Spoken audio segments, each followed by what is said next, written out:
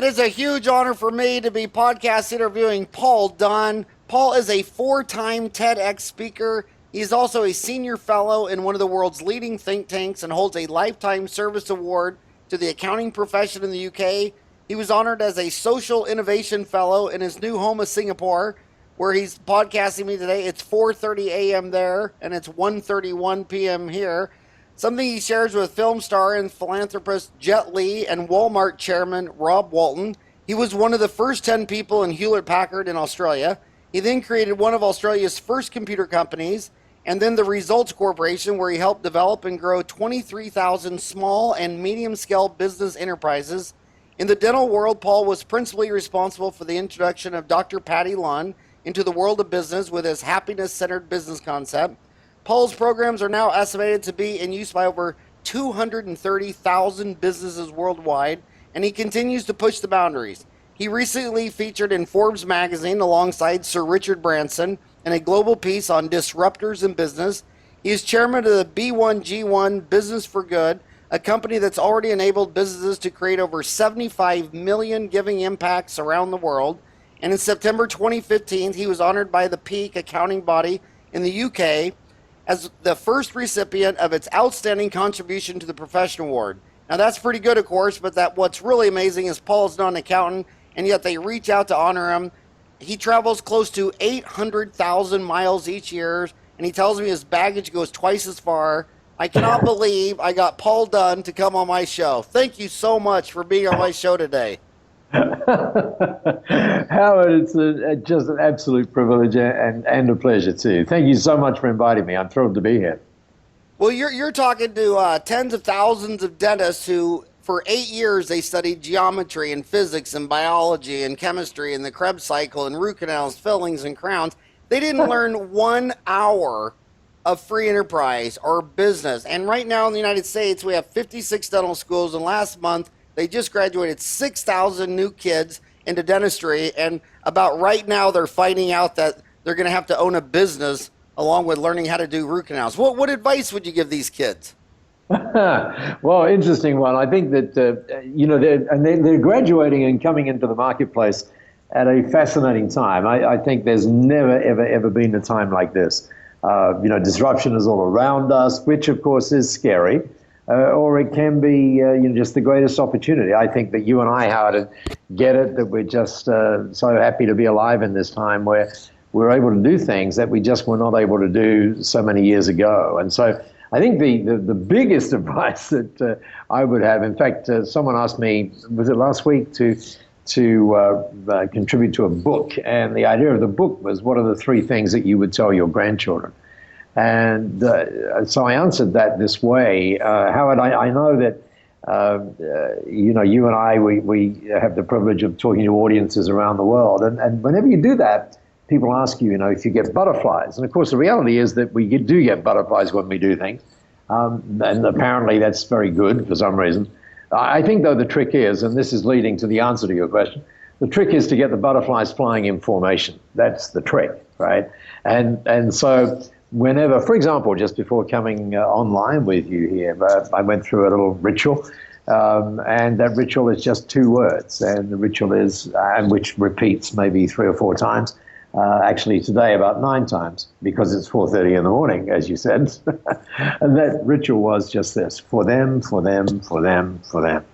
And I think that's such a crucial point, that when we stop thinking, and this maybe sounds like counterintuitive, but when we stop thinking about ourselves and we really get, particularly as dentists, that what we do is we change people's lives. I mean, that's what actually happens, and what a heck of a thing that is to get up to every morning. So that would be the first piece: for them, for them, for them, for them. And that's closely related to the second piece, is that really understand why the heck you're doing this. And once you do that, you build a business, not practice, but you build a business that becomes compelling, that people want to come to, and that people enjoy. And I'm not just talking, by the way, about your patients or your clients, I actually prefer to call them.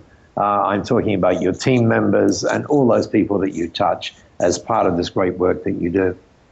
You know, it's tough because you're lecturing to dentists all around the world, and the business is so different. Like you're in Singapore, where Ryan and I just lectured a couple Yeah, months ago, and there's no dental insurance in Singapore. They buy their dentistry just like they do their iPhone, their car, and their house. Then you jump across the ocean there to Japan, where this so-called free government dentistry only gives the dentist $100 for a yeah. molar root canal. Where in the United States, that's $600 to $800. They only pay $100 for a root canal in Tokyo, Paris, London. How do you how do you create a business if you participate with government insurance that basically doesn't even pay you enough money to lose money on the procedure? I mean, some of these guys, some of these guys are losing so much money. If they try to do dentistry like they want to do for them, I mean, they'd go bankrupt. Well, if you look at it as a straight mathematical equation, that's probably correct. But there are, of course, zillions of ways to change that particular process. I nearly said process, by the way. I'm talking American this morning because, of course, that's the biggest audience I know. But so yeah, and it's a question of what are you talking about? I mean, I was talking to a group yesterday, and we put up a thing on the slide. And it's these words: opportunity is now, is now here. But if you run all those numbers together, all those letters together, it comes out this way: opportunity is nowhere. So the question is, how do you look at that? What are the opportunities that are there? And there are lots of them to differentiate, to add value, and so on. And there are lots of them, as you know. There are, this business that you're in is an incredibly competitive business, obviously, and it gets increasingly competitive. You've not only got the situation that you described, but you also got the situation of amalgamations, or, for example, in Australia, you've got insurance companies buying dental practices and so on and so forth. So it's a continuing changing landscape. But my contention would be that when we create a place that is just a stunning place for people to be, people will actually want to pay to be there. What do you mean by disruption, in case this person doesn't really understand that concept? And what disruptions have you lived through in your life, and what disruptions are happening now, and what are you thinking is going to be disruptive in the future? Well, I think that, there are lots of classic things that people talk about. The fact that last night there were more people that took Uber in New York than there were took taxis. The fact that, for example, if you take the taxi industry, you take the fact that based on some studies that are done in the US, the typical taxi driver income, and I know that may sound different than the dentist industry obviously is, but in the last 2 years, their income has dropped 69%. How do you deal with that? What is it that you do? How do you deal with, the whole Airbnb thing if you're running hotels? How do you do that? And the reality is that it doesn't matter what industry we are in, or indeed what profession we're in. For example, if you read the book by the Suskins, which is called The Future of the Professions, you're probably aware of that book, which looks at 8 professions, from accountancy through to the healthcare profession.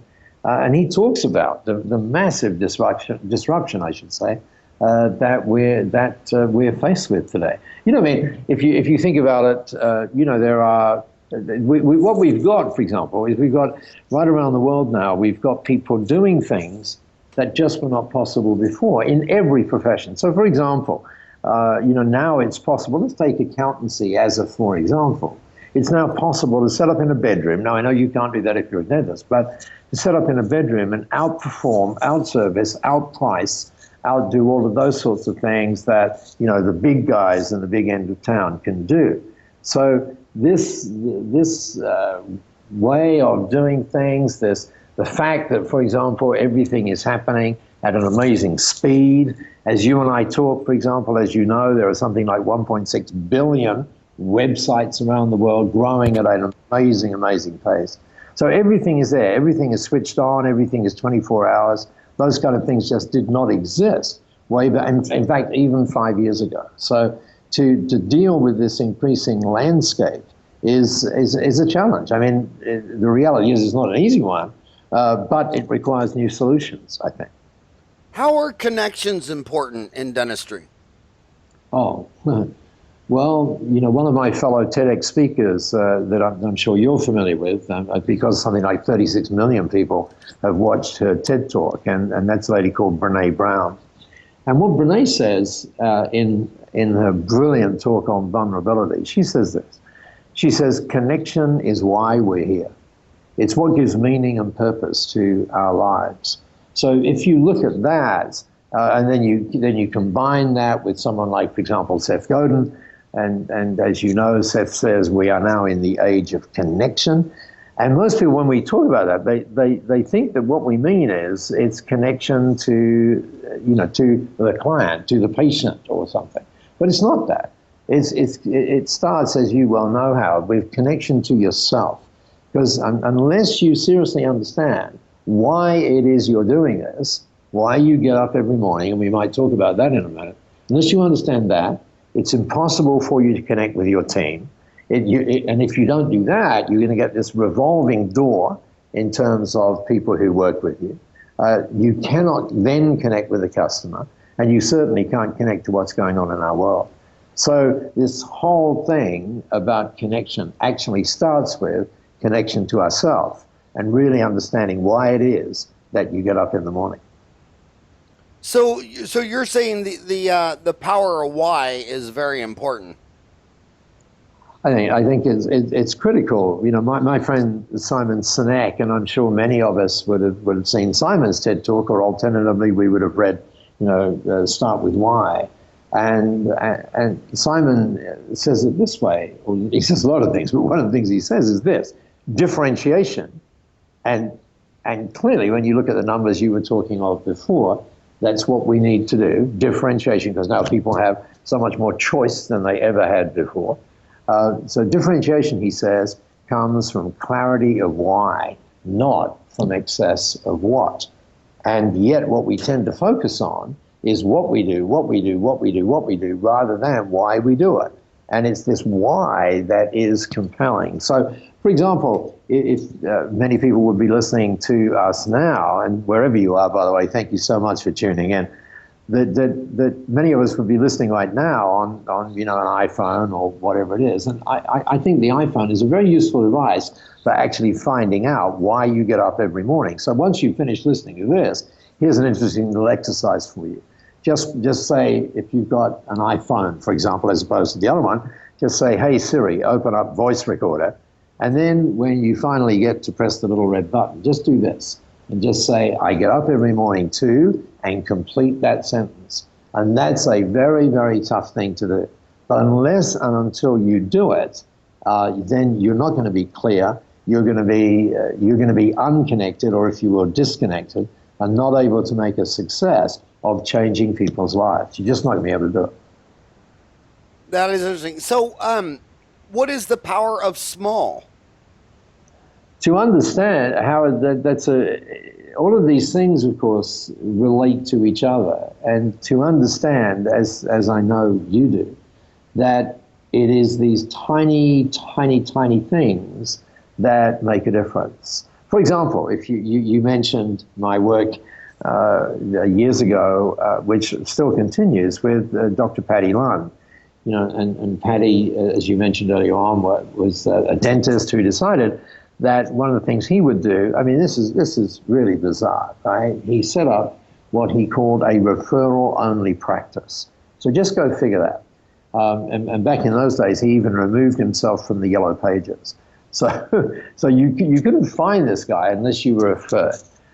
And one of the things that Patti, for example, I mentioned before, that just tiny little things like, and we'll talk, there's so many more of them, but let's talk about this one as a start. He always referred to his what others referred to as patients. He always referred to them as clients. Now you might think, now why is that? Why would you do that? Let me tell you what his rationale for that was. He said, you know what? When we think of dentistry, people have got to understand that this is a together process. For example, if I say to the client, look, you really should floss your teeth, then the question is, will they actually do that? But if they think that I'm the well dentist and they're the sick patient, then the likelihood that they're going to actually play a part in changing, the way in which they present and so on and so forth is much, much smaller. How do the team, when they come in the morning, how do your team feel about turning up? For example, Howard, you spend a lot of time, you just mentioned it, traveling on airlines. And if you take the simple case, and I know you're thinking, hang on, what on earth have airlines got to do with dentists? Answer, a lot. For example, in Australia, there are 2 airlines. Well, there's actually a few more, but there's one airline, like a lot of airlines, that they refer to you as PAX, which of course is the short term or the shorthand for passenger.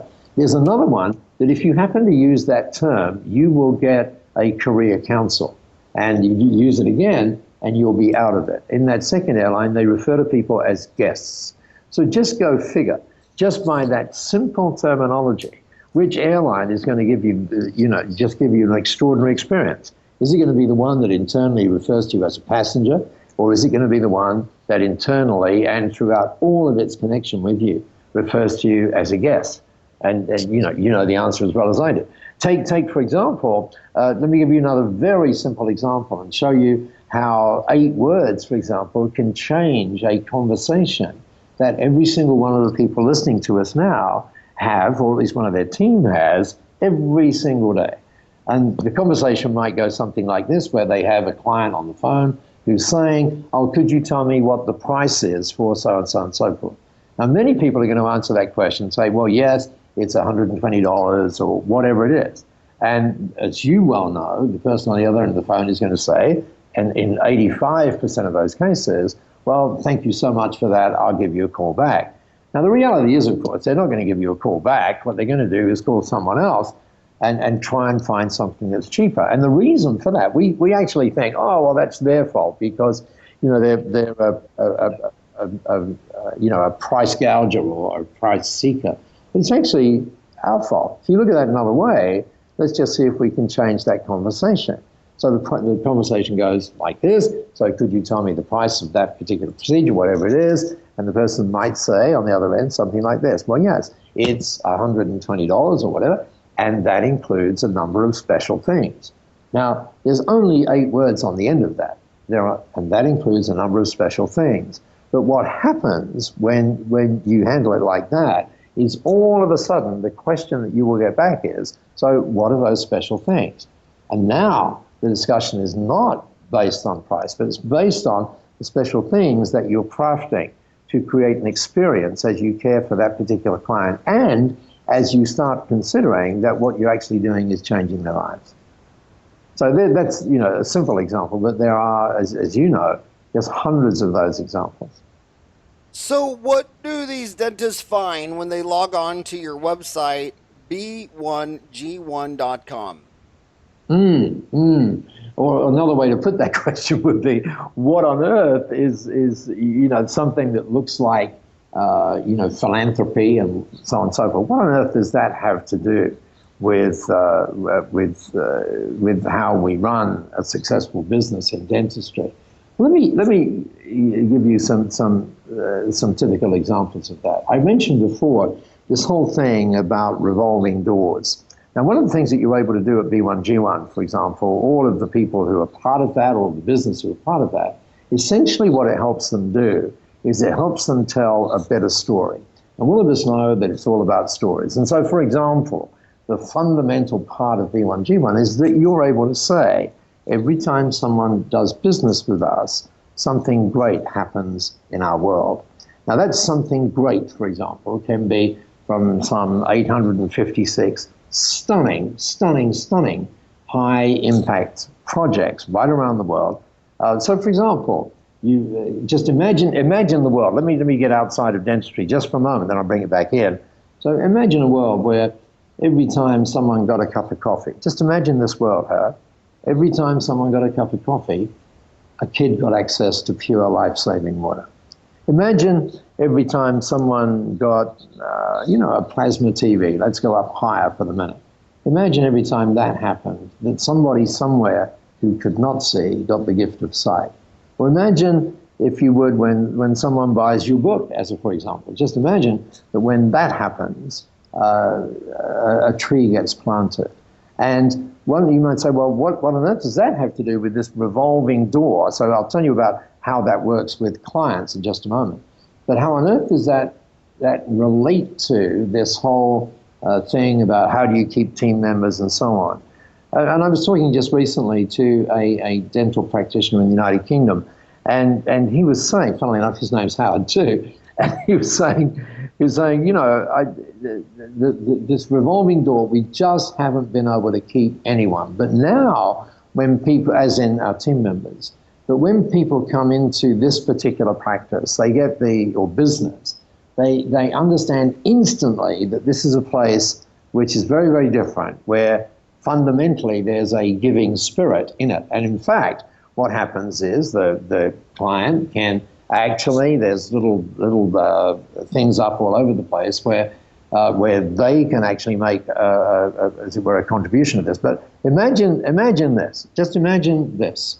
So let's imagine that someone comes in, they have the procedure, whatever that procedure is, and then they're at the desk and they're you know, fixing up the bill and all that kind of stuff. And then they get a little note, and it could be done like a thank you card or whatever.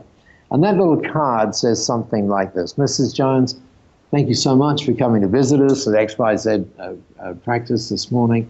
Thank you so much for being here. We want you to know that just as a result of you being here, 303 kids got access to water, just as a result of you being here. We want to express our gratitude to you, Mrs. Jones, for that, blah, blah, blah, blah, blah. And that's made possible by us being part of B1G1. Now, one practice, for example, that again I've sort of recently says, that simple thing, that so simple thing, which, by the way, cost them 30 cents to do, to give 303 kids access to water, that has increased their referrals by a staggering 300%. Now, you might say, well, what has that done in relation to the team? And what happens is this. So, for example, this particular firm that we were talking about there, the 300% referrals, just by expressing gratitude and by implementing giving, again, that whole thing about every time someone does business with us, we make sure something great happens in the world. And again, you can choose what that is. That's how they hire their team now. So they sit them down, essentially, and they talk about their involvement with B1G1, and they look at their reaction to that. And some people say, wow, you know, that's really cool, but that's obviously what most people say. And others say, oh, wow, that is so cool. I would love to play a part in making that happen. Have a guess what kind of people they hire. They hire that second group. And they say that what that has done has created a business which has a giving spirit. And they say that changes everything. A giving spirit, and not only that, a firm that is very, very clear on its why. Now, that sounds like, doesn't it? It sounds like this sort of soft skill stuff, this soft stuff. It sounds like it's not, you know, the typical sort of hard-nosed thing. That's true, it isn't. But what is happening is you're creating an environment that people actually want to be in. Let me give you another example. Someone once said to me, hey, Paul, you know a lot of people, and I've got this brand new book, they said, and I'd like to make sure that, you know, it gets on Oprah, because that would guarantee that it makes it a success. So, you know, maybe you know Oprah and you could let her know, sort of thing. So, of course, Howard, I got out my cell phone and said, Siri, call Oprah. I mean, obviously I didn't. But the point is, even if I did know Oprah, I wouldn't have done it, because the idea is not to, you know, not to be seeking out that kind of thing, but to have Oprah seeking you. That's the difference. And so to create something that's attractive, that people want to be a part of, is part of it. And the way in which you do that is by focusing on these small things that make this huge, huge difference. And at the same time, if you can build a place where you have that giving spirit, and through every single thing that you do, you're actually making a difference in the world, then what's actually happening is you're adding meaning and purpose into everything you do. And I know that sounds like that's not very hard-nosed, that's not kind of a way of thinking about business. But remember again, there has never, ever, ever been a time like this. And we know that people all around the world are actually searching for organizations where that kind of value system is part of what goes on. So that kind of ties into the importance of crafting your own legacy. It does. I mean, you don't have an option, do you? I mean, it would be it would be nice if you did have an option, but the reality is you're going to leave one. That's the trick. I mean, you are going to leave one. So the question is it a legacy of consumption, or is it a legacy of contribution? That's it. And you have the choice around that. And what B1G1 does is allow you to craft a legacy that is one of contribution. And importantly, it does that not by you going out and setting up your own foundation. That's not a very smart way of doing it, we find. Now, that's not knocking people who do it. It's just we don't think it's a very smart way of doing it, because so many people get off and do that, and then 18 months in, they find it just takes more than they think to enable that sort of thing to work, and as a result, they leave a trail of disaster there. So, and obviously there are exceptions to that. But so with the whole B1G1 thing, where that's done, for you, it helps you create an amazing legacy, and one to be very, very proud of. And one, by the way, that patients or clients, call them what you will, enjoy being a part of. And that, again, it's this beautiful circle of really understanding, let's just say it again, connection is why we're here. It's what gives meaning and purpose to your life. And so how do you find meaning and purpose? Answer, stop thinking about you, start thinking about the fact that just because of these skills that you've worked so hard to get, yes, you need to be commercial about what you're doing, but these skills that fundamentally are changing people's lives. What an extraordinary privilege to do that. Now, yes, you've got to be able to do that in a way that allows you to make that sustainable, obviously from your point of view. So this is not about, some sort of altruistic way of thinking. It's about creating an environment, as I said earlier, that people want to be a part of, where people are seeking you out because you are very, very clear about why it is you do what you do. So tell the Patti Lund story. How did you meet Patti Lund? Well, how did that all happen? And what's Patti doing today? What's he up to these days? Well, good question. How I met Patti, I'll always remember it. I was in a seminar with some 400 people. That is, I was presenting a seminar. And there was this guy that just kept asking a lot of questions. I had no idea who he was, but it became clear through the questions that he was actually a dentist. So you know how it is when we took a tea break or a coffee break, I kind of made a beeline for him, and the way I sort of saw it at that time was, I sometimes joke that dentists don't look you in the eye, they look you in the teeth kind of thing, because they can see all of these things that are going on. And so at that time, my teeth were not a good look, honestly. And so I remember saying to Patti, so Patti, just gives me a clue, how much would it be to fix all of this? And he said, Patti, he said, Paul, that's called bulk dentistry. In other words, there was a lot that needed to be done. But he said, listen, why don't you come and see me? And I walked in to his business, and it's like, oh my God. And I remember the first thing he said to me, or at least his team members said to me, was, so Paul, would you like a cup of coffee? I go, what? Would I like a cup of coffee? You got to be kidding me. No. Oh, by the way, would you like a sort of like a muffin beforehand? And you go, oh, what? You're kidding. I mean, I spent all my time cleaning my teeth before I got there so that you wouldn't think I was a jerk.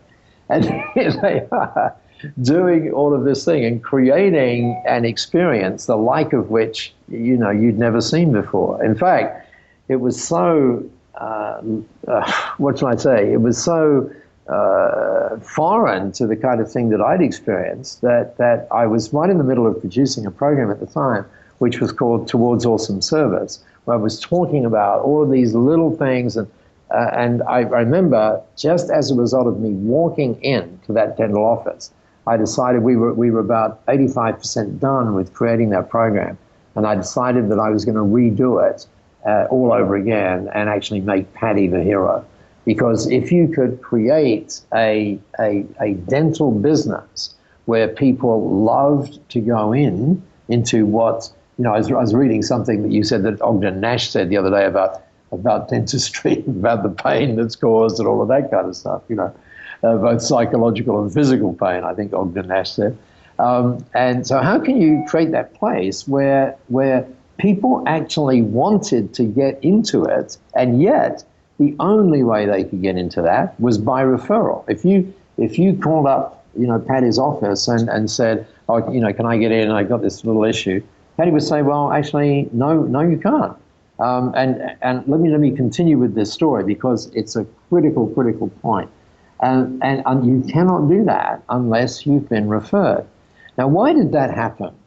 Howard, I think people listening to us now would, if they could really get what Patti did to set this profession on its ear way back then. He was actually, and this is a fairly well-known fact, and I know he doesn't mind me talking about it, but he was actually very, very, very close to actually checking out. In other words, to taking his own life. He really was. And he had obsessive compulsive things. It was like, the guy was a mess. And as he describes it in his book, he had access to all of the stuff, so he could take himself out, in a heartbeat. And in those days, in fact, dentistry had not a pleasant subject, but it had one of the highest percentages of suicides, around. And that's because of the stress that's being caused. So Patti figured, unfortunately, it was one of his team members who pulled him off that brink. And Patti figured, why on earth is this happening? And he said, it's because of the stress that's happening in my life. And it's the stress that I'm causing as well as the stress that others are causing me. So you might say, well, how on earth were other people causing him stress? Now let me give you this little thing that you can do today, which will literally change your life as well as the people around you. And so Patti decided that what he would do, he figured that there were people that he really liked to have as clients, and there were people that he did not like. They wanted to do extractions and all that kind of stuff, which Patti didn't believe in those days anyway. So he just got a list of customers together, and he went through and he got A, B, C, D. The A's were obviously the people that loved what he did. They were the people that paid the bills on time. They were the people that referred people to him, and so on. And the B's were a little more, if you like, deficient. The C's were a little more deficient. Of course, the D's were, this is not talking about them as people, but they were, as it were, multiply deficient. So he decided that what he would do is he would package up the D's and he would give them, literally give them, not sell them, give them to another dentist. And so this other dentist, when Patti said, look, here are all these people, I'm going to refer them to you, they couldn't believe it. And they would say, oh, Dr. Lund, wow, this is so generous. Wow, thank you very much, and everything. And Patti would say, oh, that's okay. And then he discovered something very interesting. So now his A's are his A's, his B's are his B's, and the bottom rung now is the C's. So what he discovered, really, really interestingly, was that just by doing that, it had a very, very significant effect on two things. One, actually three things. One, the hours that he was working. Two, the level of stress that was being caused, which obviously went down, and his revenue, which actually went up. Now, Patti was not stupid, so he thought, there's some correlation here. So my C's are now effectively the D's. So what if I package up the C's and I give them to the same dentist? So he actually did that. And the other dentist goes, my goodness, I can't believe, this is amazing. And he says, no, it's really cool. So he goes back into his business now. This happened over a period of 9 months. And he's now got the A's and the B's. And so the B's are now effectively the D's. So at this point, and Patti's revenue has gone up. Patti's stress has gone way, way, way, way down. And I'll tell you about his income in just a minute as a result of doing this. And so the B's are now effectively the D's. You're getting the drift here, right? So then what he does, he packages up the B's and goes to give them to this other dentist. Then there's no, please, they're driving me crazy. don't give me any more. So Patti finds another way of dealing with that. So essentially, it's just dealing with the A's. What happened in relation to that is over a 9-month period, Patti's income went up. Now listen to this number, 4.5 times. That's a staggering change in that period of time. And not only that, the hours that he worked went down. He was working 22 hours, that was it. And yet, getting 4 times what was happening before, which was 4 times the average revenue and obviously the related profit of the profession in Australia. So then I remember saying to him, so Patti, have you guessed what? What if you were to follow this? You actually could get rid of the A's. He said, well, you're kidding me. Why would I do that? And I said, well, one of the things you could do is you could actually travel the world and tell people that story so that they can change their lives as well. And Patti said, well, fortunately perhaps, he said, you know what, I really don't like getting on planes, so I'll just be here and I'll work with the A's and I'll write books. And that's essentially what happened. So it's a fabulous story, and one that even today, some 20 years later, all of us can learn from, because those basic principles absolutely apply. And I find that story now is being repeated over and over and over again, together with some of the things that we're now learning in this very different world that we're now a part of. What city in Australia was he in? He was in Brisbane. He was in Brisbane, and that's near the Gold Coast, right? Yeah, well, yeah, exactly. About 70 miles in US terms away from there. Yeah, exactly. Yeah. So what's he doing nowadays? Well, these days he's actually in Thailand, believe it or not. He finally retired and went to Thailand to, Patti at heart was always kind of like a beach bum, and so he's now living that life over there. Is he in Bangkok?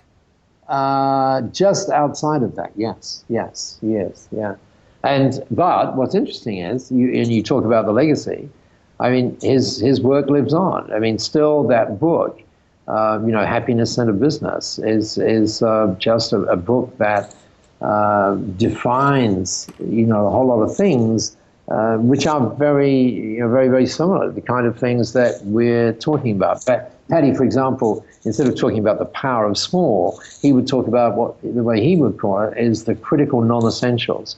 What are the things that you don't have to do but are actually critical? Those things that make people feel awesome about being with you. Those things that actually have people leaving. Just go figure. Let's get back into the B1G1 world for a moment and imagine that when you're paying that bill, and in fact, it actually starts now before you pay the bill. So what happens is this. So you might come into the dental practice, or the dental firm, the dental business, and what happens is when you sit in that dental chair, now you already get in B1G1 or buy one, give one practices that they're doing things very, very differently. So when you get actually in the chair, the dentist might say to the dental nurse, the hygienist or whatever, let's say it's you that's in the chair, Mr. Farran, you would have already noticed that this is kind of a different place, and one of the things we do is we really believe in making a difference both in our community and in around the world. So, Sally, why don't you just show Mr. Farran some of the things that we're involved with this week, and then actually show you a little card which says one of the things that the team is really into this week. They might be orangutans, it might be trees, it might be water, it might be whatever. So, Mr. Farran, which one of those, really kind of turns you on? I mean, they don't use exactly those words. And you might say, and by the way, the moment all this is happening, just go figure, you went in there as tense as whatever, by thinking, oh my God, I'm about to get an injection or whatever it was. And all of a sudden your mind's been taken away onto this. So you might say, well, that thing about water is really amazing. And so they'll say, fine, we'll take a note of that. Then the procedure begins. Then when the procedure ends, you go back around to the front desk, as it were, and then they're there waiting for you to pay the bill.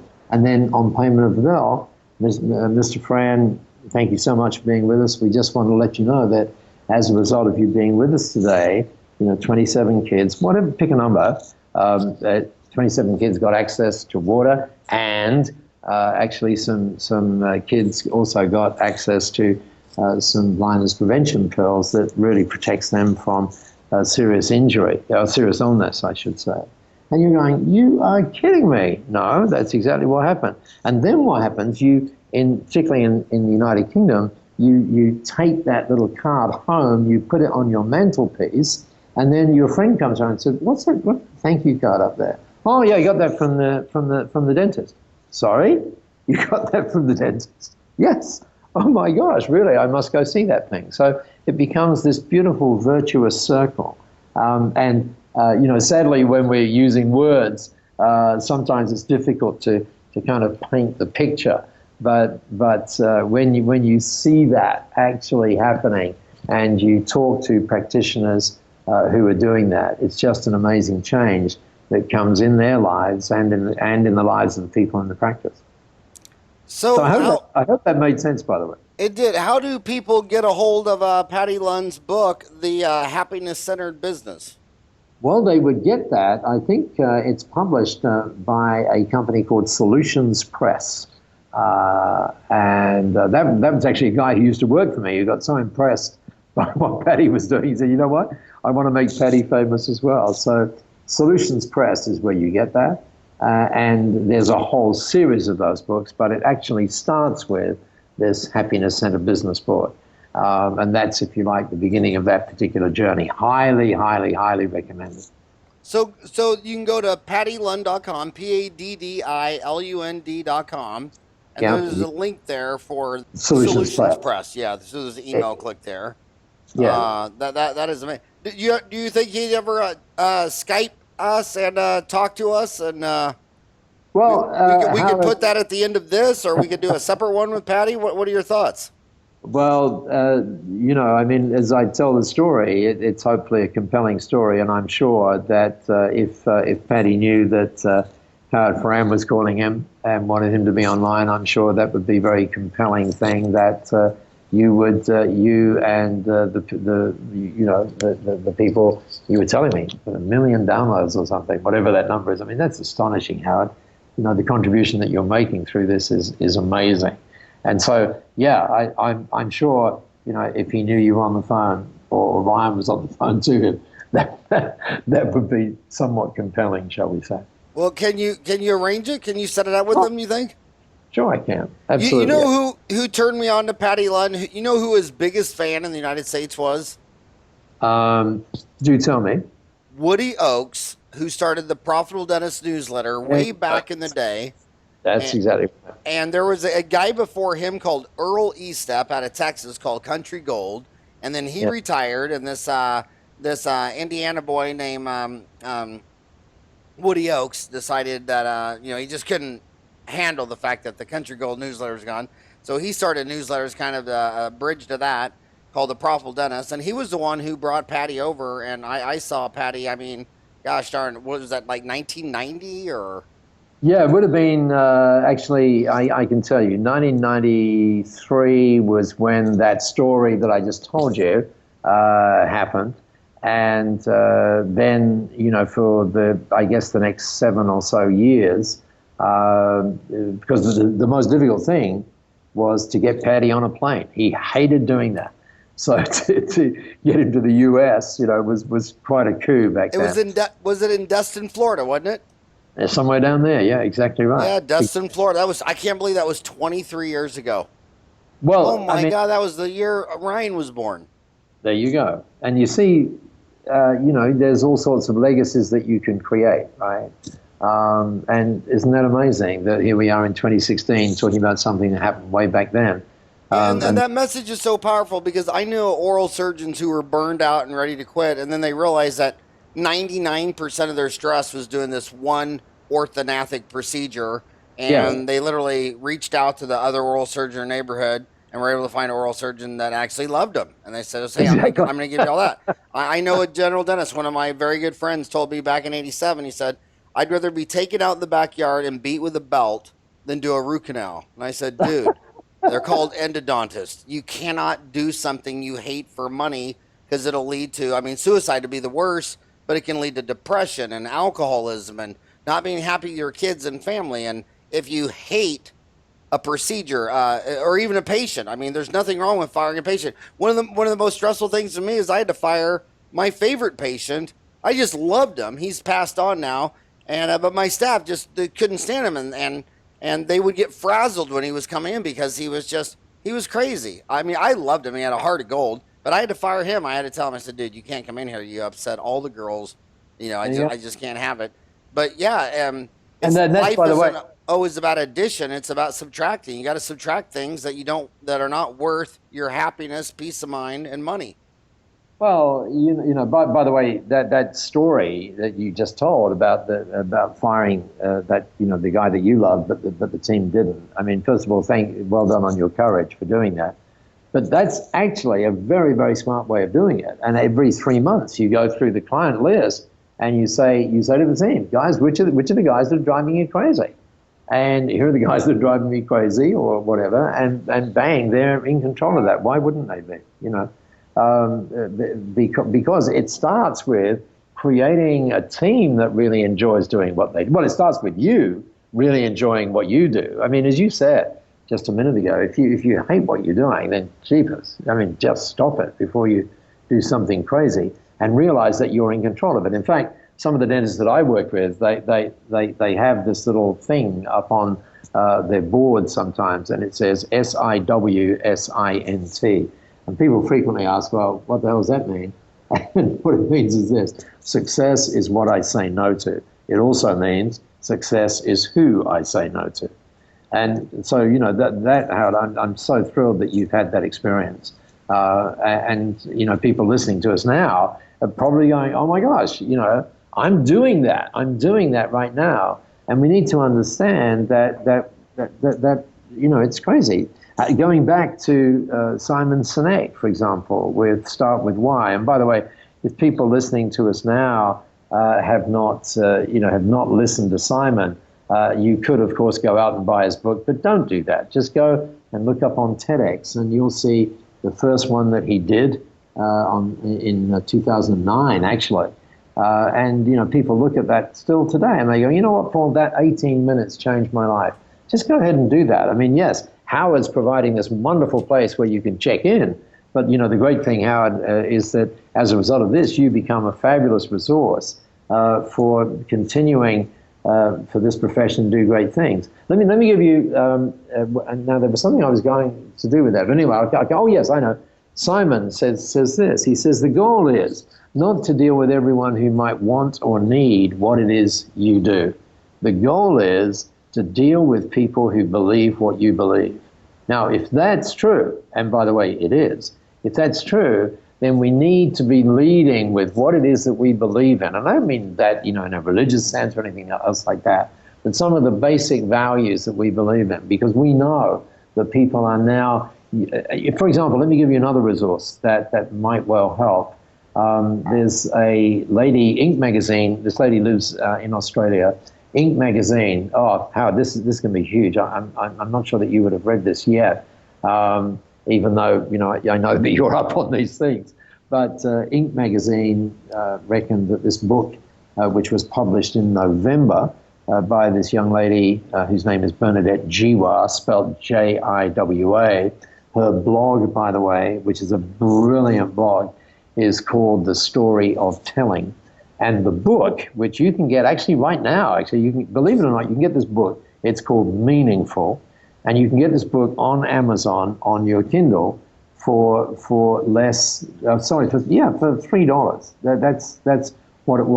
That's what it costs you to get this book. And let me just quote you a couple of things that she says, which are really central to this whole thing that you and I have been talking about. Another way of thinking about what you and I are talking about is, how do you build a business that matters? And she says, the best products and services in the world don't simply invite people to say, this is awesome. They remind people of how great they are themselves. And then she gets into, and this is just in the foreword, Howard, and she says, people are choosing to spend their money with companies, please listen to this, with companies whose actions resonate with their values. Notice that. It's about values. Companies that thrive by doing the right thing, and so on. And then the final piece, listen to this. Oh, this is like gold. She says, our job is not simply to obsess about the features and the benefits of what we're making. It is to wonder and to care about the difference we can make to people and to our world. And what that is saying is, how do you build a business that matters? How do you build a business that moves from being dispensable to being indispensable? And when you think about that, and you think about, for example, the role that hygienists play in your firm, and when you think about what we just talked about, then you just from having that mindset, you're going to be able to create an environment that clients absolutely love, because they feel they're being amazingly taken care of, not just from the skills that you have as dentists and hygienists, but because you're really caring about those people. Those people, by the way, the idea is not to care about everybody, those people who believe what you believe. So yeah, it's this beautiful, as we said earlier on, it's this beautiful virtuous circle. Yeah, I'm so glad, by the way, that I was thinking about connecting with you this morning, and I'm thinking, I bet Howard was around, when these amazing things were happening, and still is. And how about this, Howard? I mean, still out there, I'm talking about now, still out there doing amazing things and sharing all of this stuff with people. I mean, it's amazing. That's one of the reasons why I said earlier on, it's such a privilege to be talking with you. Oh, the honor is all mine. Hey, do you think that you and I think differently because of our age? Do you think the young kids coming out of dental school, do you think they look at a lot of our thoughts and think we're crazy old grandpas? And do you think they're thinking differently much about all this? Well, it's interesting that you say that, because all of the stuff that I read and research on this says that millennials, the so-called millennial, are actually coming into the workplace. I tell you what, Howard, what I will do just on this, because that question is a really good question. I'll send you, in fact, I'll find it right now for you. I'll send you a link to an interview that I did, a couple of weeks ago, actually, with Simon Sinek, which actually gets into this particular part. How are millennials coming into the workplace, and what is it that maybe sometimes, for example, what you have is the baby boomer practitioner, for example, who's hiring the millennial and saying, oh my God, you don't think the way I think, and all that kind of stuff. And actually, Simon actually talks about this. I'll give you a link to this. Would we be able to use? How long is it, you say? It's the particular video link that I would be sending you on that. Let's see, that video is about 22 minutes. Would we be able to add it on to the end of this, or would that be a copyright problem? No. Of course we would. Of course we would. You want to do that? Yeah, we'll add that right on the end, because that's a huge deal in dentistry. All the people hiring dentists are 50 or 60 or 70, and all the people taking the jobs are 25 to 30. Yeah, exactly. And if we think there's a difference, and Simon, by the way, in this particular interview, Simon goes places that he's never been before, which of course means that it's really worthwhile listening to.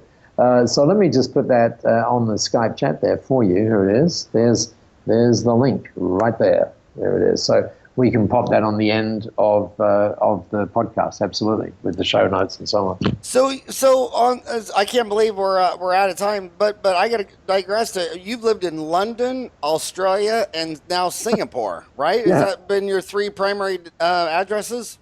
That's about where it is, yeah. And so we're, what a rewarding life to be able to spend time and live in London and Australia. Where in Australia did you live?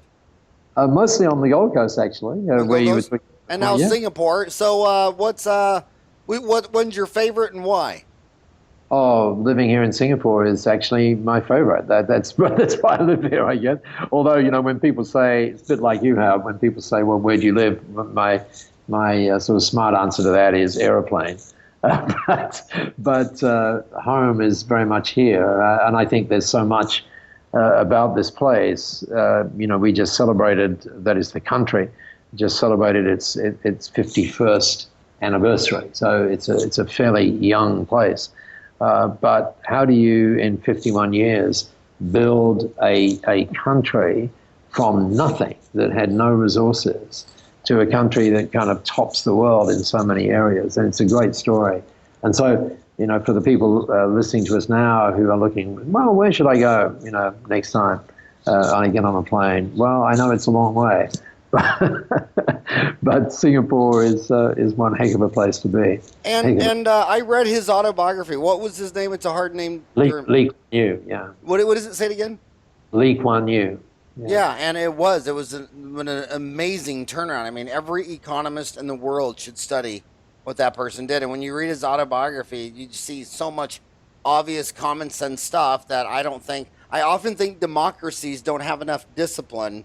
I kind of look at democracy as getting rid of the mean teacher and then replacing with a vote. Hey, do you guys want to study math or go to recess? And I'll say, I want to go to recess. And then I'll say, hey, do you want to work hard and pay taxes or get everything for free? I want everything for free. And I kind of look at democracy, and it just can't compete with the Singapore model, can it? I mean, Singapore built more wealth faster than anyone, and I see Singapore as a disciplined society, and I see the United States as a very undisciplined. They've lowered their taxes, they've borrowed $19 trillion into the future that their grandkids are going to pay off. They have an extremely low tax rate, and I just see the disciplined country of Singapore as a far better model than all these democracies that just vote in everything for free. I don't want to work. I don't want to pay taxes.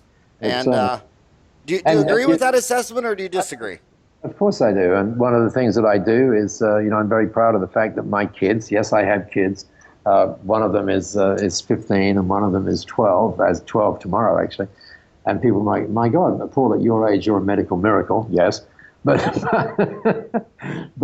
I'm thrilled that this is really important, that those kids go to local schools here.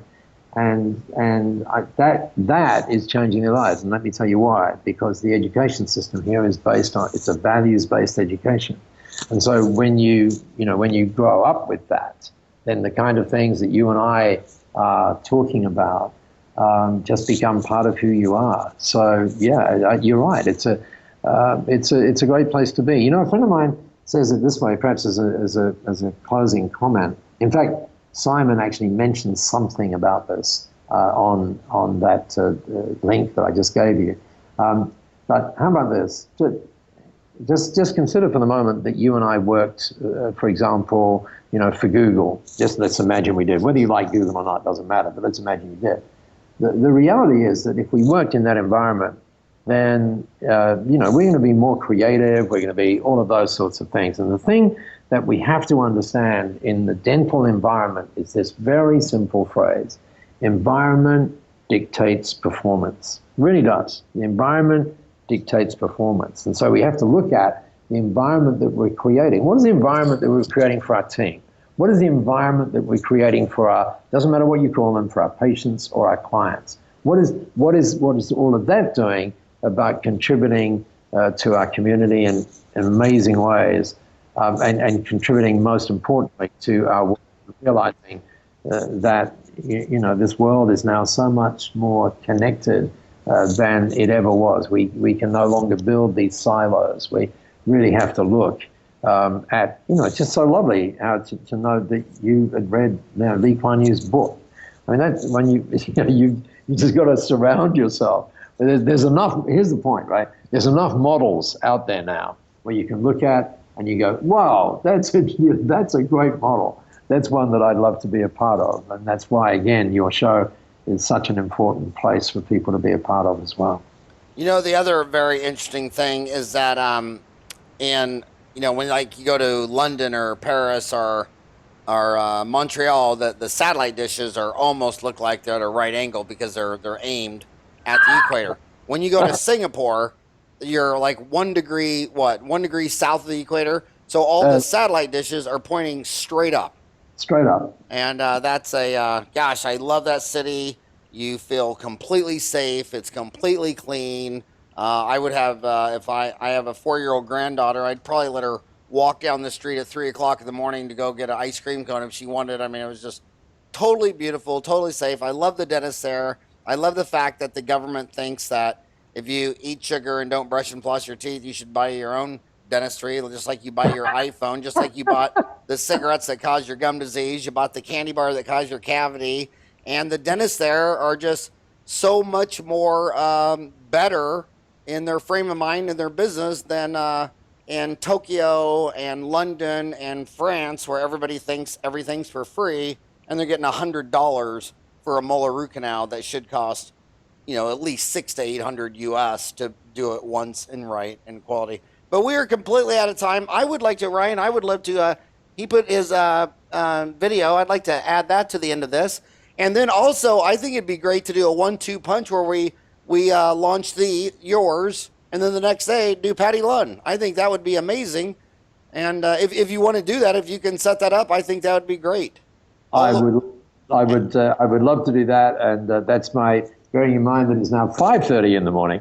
That's going to be my that's going to be my first task after. I mean, how cool is the internet that I'm in Phoenix and you're in Singapore, and then tomorrow they get to listen to a man from Bangkok. That is just, man, the world has certainly turned into a small place, hasn't it?